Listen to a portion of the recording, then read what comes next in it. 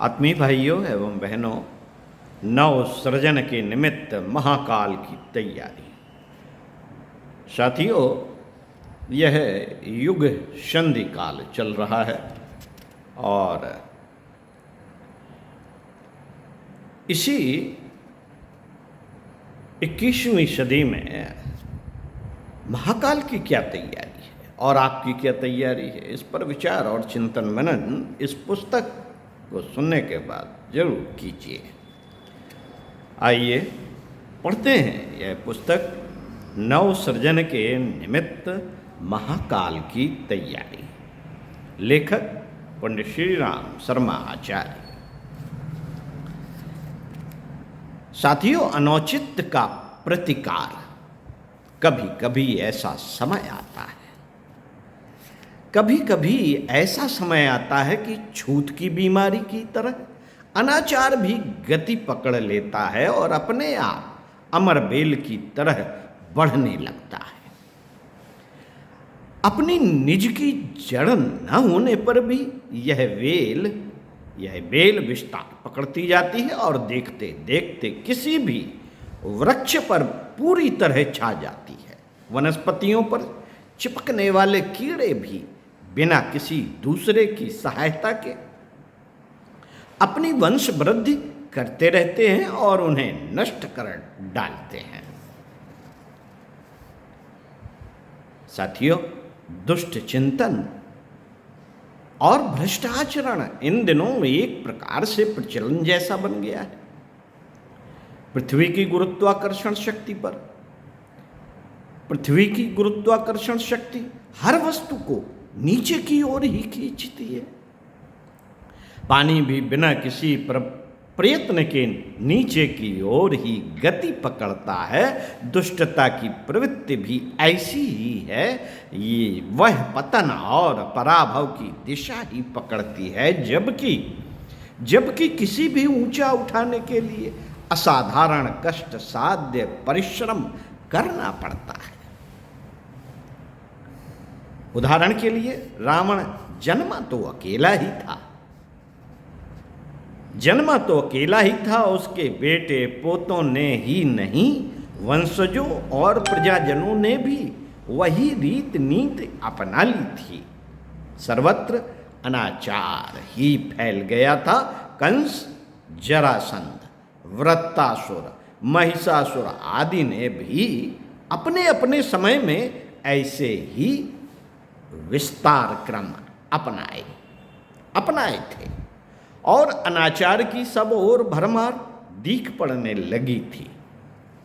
ऐसे अशुभ समय संसार के इतिहास में अनेक बार आते रहे हैं, पर सृष्टा की नियति यह है कि अनौचित्य को सीमा से बाहर नहीं बढ़ने देती। छोटे बच्चे जब तक सीमित गलती करते हैं तब तक अभिभावक उन्हें छूट देते रहते हैं, पर जब वे मर्यादाओं का उल्लंघन करके अवांछनीयता तक अपनाने लगते हैं, तब उन्हें गाल पर चपत लगाने और कान उमेठे जाने का प्रतिकार भी किया जाने लगता है। हम सभी अपने बच्चों के साथ और हमारे साथ भी ऐसा होता रहा है और करते भी हैं। यदि ऐसा ना होता, यदि हम बच्चों की गलतियों का दंड न देते, तो उद्दंडता बढ़ती ही जाती और सृष्टि का सारा व्यवस्था क्रम ही गड़बड़ा जाता। साथियों, पिछले 2000 वर्ष ऐसे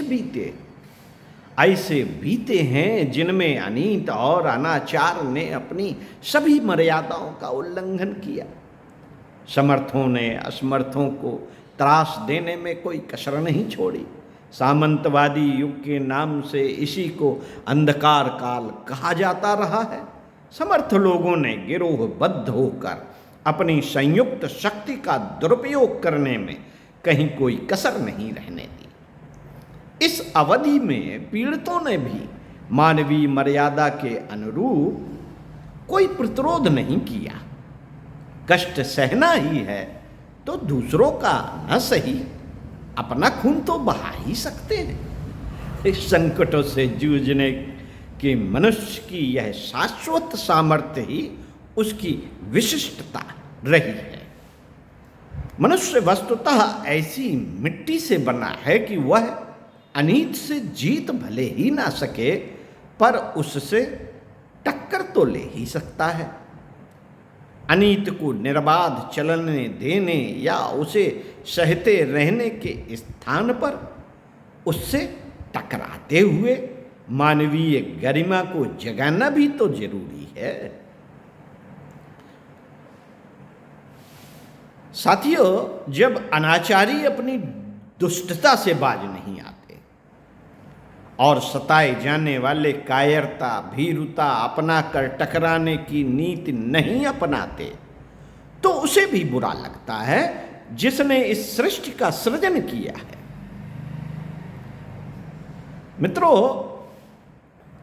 यदि घर हमने बनाया है और उसकी देखभाल हमारे बाल बच्चे और परिजन नहीं रखते हैं तो गुस्सा तो आती ही है। यहां यही कह रहे हैं कि बुरा तो लगता है सृष्टा को भी। सृष्टा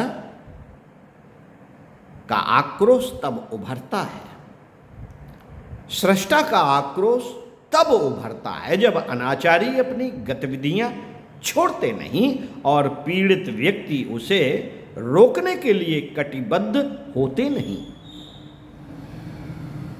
पीड़ित जो है उसे खड़ा तो होना ही चाहिए, विरोध तो करना ही चाहिए, कहना तो चाहिए कि ये गलत हो रहा है हमारे साथ, लेकिन नहीं कहते। संसार में अनाचार का अस्तित्व तो है, पर उसके साथ ही यह विधान भी है कि सताए जाने वाले बिना हार जीत का विचार किए प्रतिकार के लिए, प्रतिरोध के लिए तो तैयार रहें।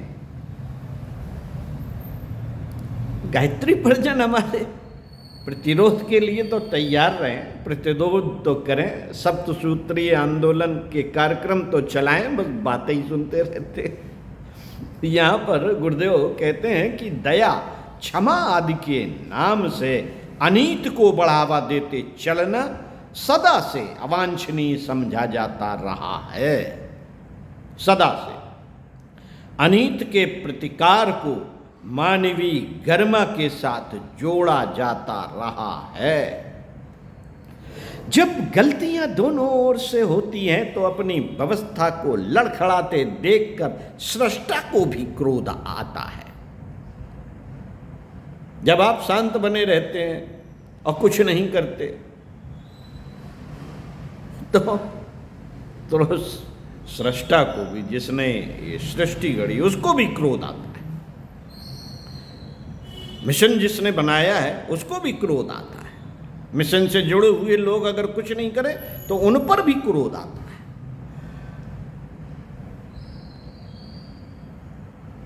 क्रोध आता है, जो मनुष्य नहीं कर पाता उसे स्वयं करने के लिए तैयार होना पड़ता है।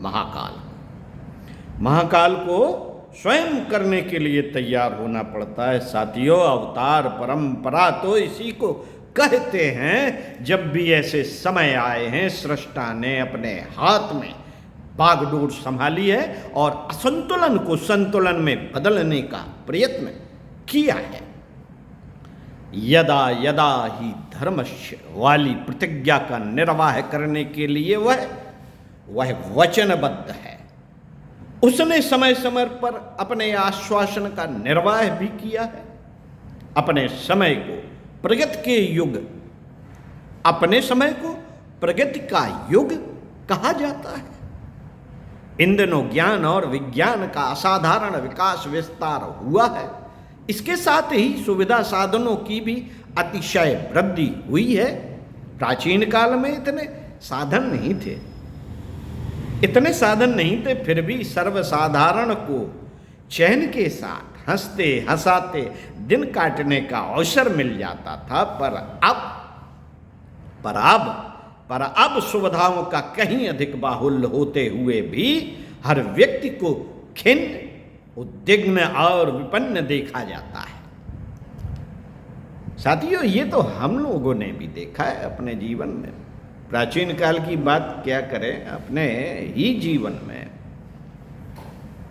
हम बचपन में कितने हंसते खेलते मुस्कुराते थे। साधन नहीं थे, साधनों की कमी थी, लेकिन फिर भी उत्साह, उल्लास, उमंग, आपस में भाईचारा, प्रेम इतना था कि आज नहीं है।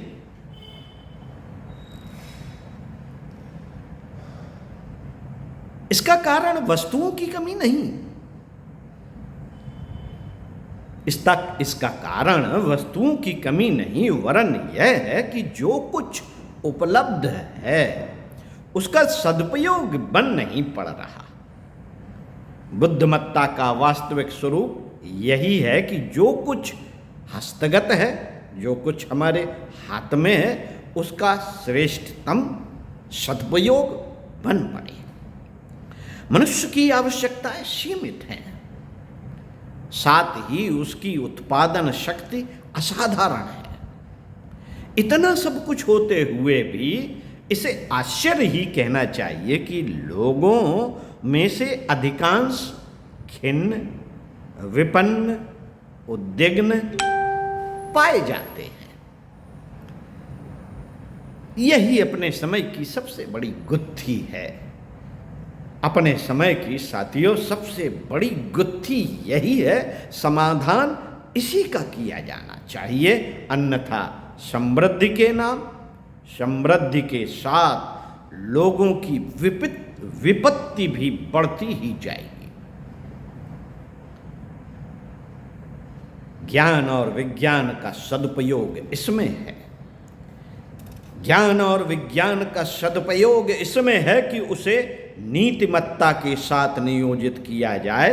सदुपयोग से हर वस्तु सुखद और श्रेयस्कर बन पड़ती है, पर यदि दुर्बुद्धि अपनाकर वस्तुओं का दुरुपयोग किया जाने लगे तो फिर समझना चाहिए कि उसका दुष्परिणाम ही भुगतना पड़ेगा और मनुष्य पुरुषार्थ करते हुए भी असंतुष्ट, अभावग्रस्त और दीनहीन स्थिति में बना रहेगा। इन दिनों यही हो भी रहा है।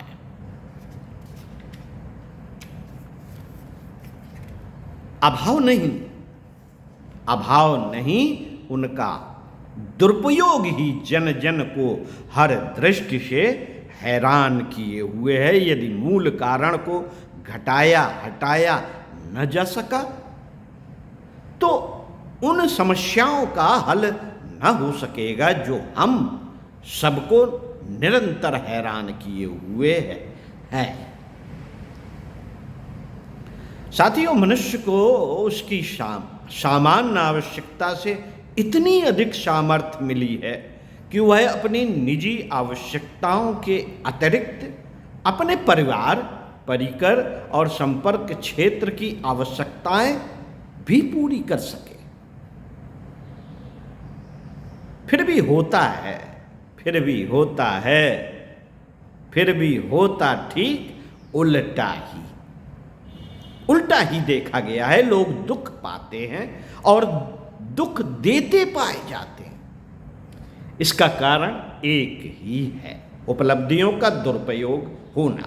धन हमने कमाया लेकिन उसका प्रयोग नहीं। दारू पीने में शौक, मौज, मजा, खाओ पियो, ऐश करो, ये संस्कृति हमें दुरुपयोग की ओर घसीटती है। जरूरतमंदों के लिए तो एक छोटा सा खिलौना भी नहीं मिलता और हमारे पास हजारों खिलौने भरे पड़े हैं। उनमें से क्या हम अपने पास पड़ोस के मित्रों और उनके बच्चों, परिजनों को उपलब्ध नहीं करा सकते? कराना चाहिए। यही इसमें संकेत दिया है गुरुदेव यही कह रहे हैं कि उपलब्धियों का दुरुपयोग होगा, इसीलिए दुख पाते हैं। आपके पास बहुत कुछ है, आप उससे एक नहीं कम से कम 100 परिवारों का भला कर सकते हैं, लेकिन अपनी ही हवस पूरी नहीं होती। अपनी ही निज की फिर भी आश्चर्य है, यही कह रहे हैं कि फिर भी आश्चर्य है कि दूसरों की सहायता तो दूर अपनी निज की आवश्यकताएं भी पूरी नहीं हो पाती। भगवान की नीति जहां सौजन्य के प्रति अनुकंपा का प्रदर्शन है, वहां दूसरी ओर उद्दंडता के प्रति प्रताड़ना पूर्वक व्यवहार भी है। पिछले 2000 वर्षों से हर क्षेत्र में उद्दंडता ही बरती गई। शक्ति की अनावश्यक मात्रा हाथ लगने पर लोग अनाचार की नीति अपनाने लगे हैं। मर्यादाओं को भुला दिया गया और वह करने पर उतारू हो गए जो नहीं करना चाहिए। ऐसी दशा में जब भर्त्सना से काम नहीं चला तो सृष्टा ने प्रताड़ना की नीति अपनाई और वह किया जो उद्दंडों के लिए किया जाना चाहिए। साथियों, इस अनौचित्य के प्रतिकार में एक बात कही थी गुरुदेव ने कि सृष्टा जब क्रोधित होता है, जब नहीं मानते आप लोगों भगवान के बनाए हुए नीति नियमों पर नहीं चलते, बताए हुए रास्तों पर नहीं चलते, तो उसे अपने हाथ में लेना पड़ता है। अपने हाथ में व्यवस्था संभालनी पड़ती है और हुआ भी है। इन दिनों हमने देखा है कि उसने व्यवस्था संभाल ली। जब नहीं माने लोग तो एक छोटे से जीवाणु ने तहलका बचा दिया विश्व भर में और मजबूर कर दिया कि कोई सृष्टि का नियंता भी है जो गुस्से में है। आप अभी भी समझ जाइए, अभी वक्त है। 21वीं सदी आपके लिए कुछ ऐसा तोहफा लेके आ रही है कि आप समझ जाएंगे तो आप सुखी रहेंगे, नहीं तो फिर कुठाराघात होगा। मैंने एक पुस्तक में पढ़ा है, धनवानों को दिए गए संदेश में परम पूज्य ने बताया है कि धन समाज का हो जाएगा। कैसे हो जाएगा? ये आप यदि नहीं सुधरे तो आपकी संपत्ति नहीं ही रहनी है, ये मान लीजिए। ओम शांति। आगे आपको इसी क्रम में पढ़कर बताएंगे दंड और प्यार भी। नव सृजन के निमित्त महाकाल की तैयारी पुस्तक से। ओम शांति। सुनते रहिए, स्वाध्याय सत्संग करते रहिए, चिंतन मनन करते रहिए। थोड़ा समय दीजिए, 15-20 मिनट परम पूज्य गुरुदेव महापुरुष महाकाल के अवतारी सत्ता का स्वरूप जान लीजिए। वह क्या कह रहे हैं समझ लीजिए और चल पड़िए उसी रास्ते पर। ओह